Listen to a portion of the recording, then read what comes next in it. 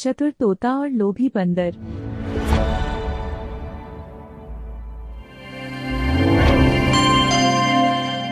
एक घने जंगल में एक सुंदर तोता रहता था।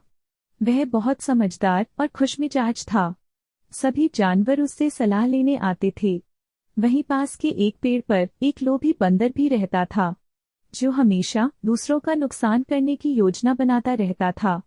एक दिन बंदर ने तोते से कहा, तुम्हारा जीवन कितना उबाऊ है। सारा दिन उड़ते हो और फल खाते हो। मैं तुम्हें एक मजेदार सुझाव देता हूँ। पास के गांव में लोग मीठे मीठे पकवान बनाते हैं। अगर हम वहां जाएं, तो हमें कुछ स्वादिष्ट खाने को मिल सकता है। तोते ने समझाया, गांव में जाना खतरनाक हो सकता है। लोग हमें पकड़ सकते हैं। जंगल में हमारे पास सब कुछ है। हमें लालच नहीं करनी चाहिए।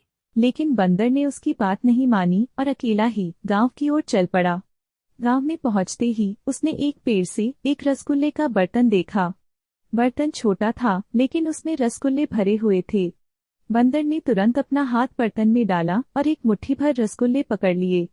जब उसने हाथ बाहर निकालने की कोशिश की तो उसका हाथ फंस गया। बंदर ने बहुत कोशिश की, लेकिन जब तक वह मुट्ठी नहीं छोड़ता उसका हाथ बाहर नहीं आ सकता था। गांव के लोगों ने शोर सुना और बंदर को पकड़ने के लिए दौड़े। तभी तोता वहां आया और बोला, लोभ छोड़ो और अपनी जान बचाओ। बंदर ने तोते की बात समझी और तुरंत रसगुल्ले छोड़ दिए। उसका हाथ बर्तन से बाहर निकल आया और वह तेजी से पेड़ पर चढ़ गया।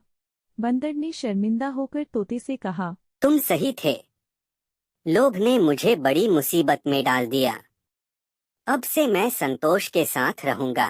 तोता मुस्कुराया और बोला, यह बात याद रखना, जो लालच करता है उसे हमेशा नुकसान ही होता है।